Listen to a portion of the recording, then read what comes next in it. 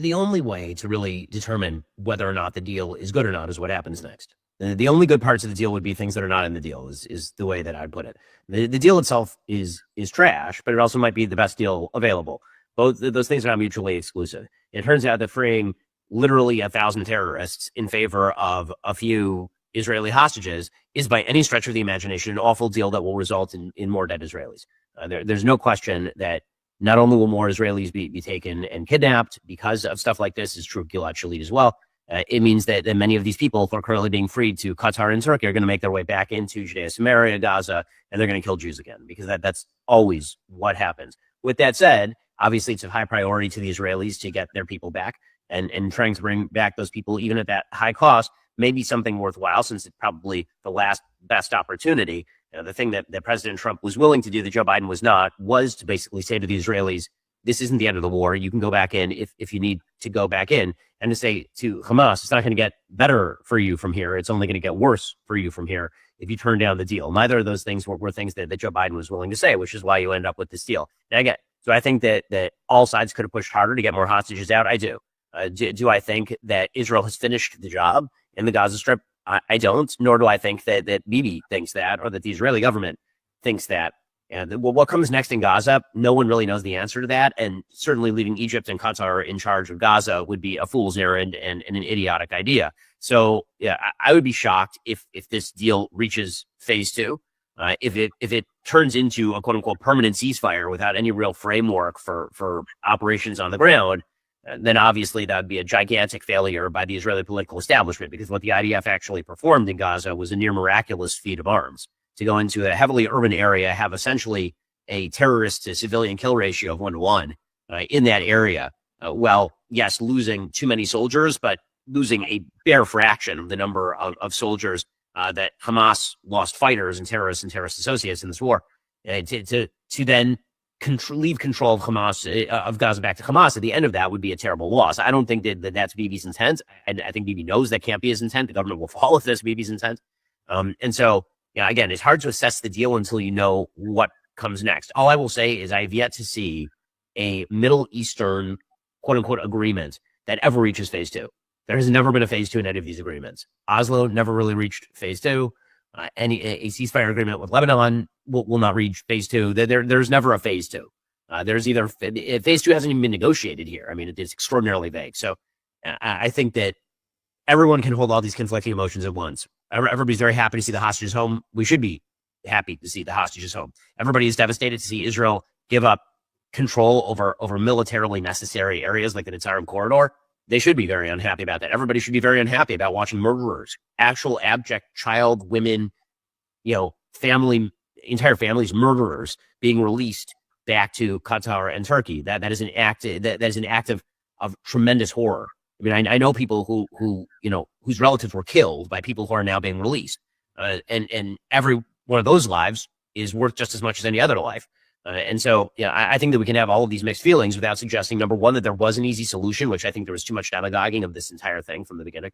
This idea that there was an easy solution, that if only Bibi had done X, Y, or Z, then the hostages would have come out sooner. Or if only Bibi had been more self-sacrificial. Or now, if Bibi were only harder. These are literally impossible decisions. And the minute that Israel decided to want its hostages back, there was always going to be a bad result at the end of a hostage deal, because any hostage deal is in and of itself a bad result. I have significant disagreements with the very basis of hostage deals in general. I think that the entire framework with which we think about this sort of stuff is deeply flawed. The minute you say to your enemy that if you take hostages, you have the ability to win the war on your terms, or even get your terms, all you're doing is leading to a massive incentive for terrorists to take hostages in the future. We all know this. We all know this. And eventually that math is going to have to stop. It will, because otherwise people will just keep getting kidnapped. And what price is going to be considered too much? As far as what the end of the war looks like, I mean, to me, it had always been the reality, but nobody was willing to say it out loud, that Israel was going to have to retain military control of the Gaza Strip. I mean, that there was just no other alternative. Leave it. Who's going to do it? Egypt, Qatar, UAE, Saudi? None of them want. It seemed to me that always the most practical solution was going to end up being something like what Israel has in Jenin or Nablus, which is essentially security control of the area with transparency via units like Duvdevan that allow them to go in and perform military activities in these particular areas, and some semblance of domestic rule for somebody to pick up the garbage. Like that'd be the best case scenario for the Gaza Strip. But again, that would require a willingness to say the thing, which is that there are going to be Israeli soldiers in that area probably for the rest of time, and that there will be Israeli soldiers who die in that area for the rest of time, just like there are Israeli soldiers who unfortunately are killed in Nablus and Jenin every year. So these are, again, there are no great answers here. As far as hitting the pause button, I think the logic is if you can get people out before you have to finish the job the way that I'm talking about, then get people out. And I think that that's probably the logic of the government here. What it looks like when they unhit the pause button, there may never be a quote unquote formal unhitting of the pause button. It might not be that the Israeli government says, okay, now the deal's over, we're going back in. It might just be these sort of soft operations without ever acknowledging that that's what's happening. I mean, that sort of stuff happens all the time in the Middle East.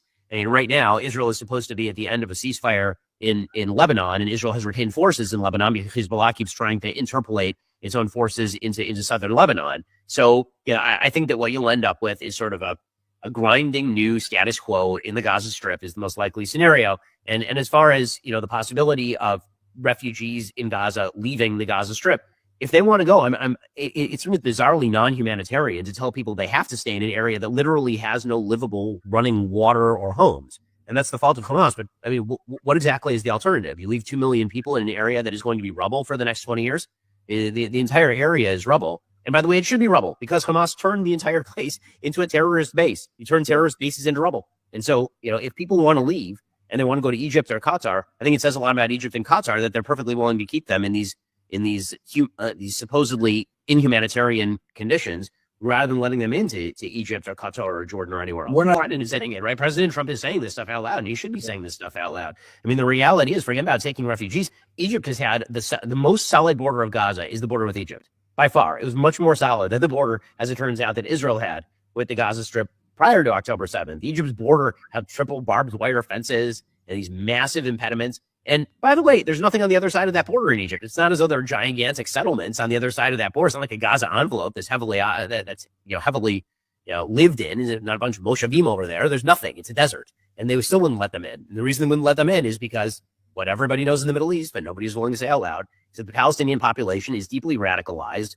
That they have heavy sympathy for terrorism, and everywhere a heavy Palestinian population goes, unfortunately, instability follows. And that's true from Jordan to Lebanon to what presumably would be Egypt. It was true in Kuwait. Kuwait expelled hundreds of thousands of Palestinians after the first Gulf War. And this is a major intractable problem.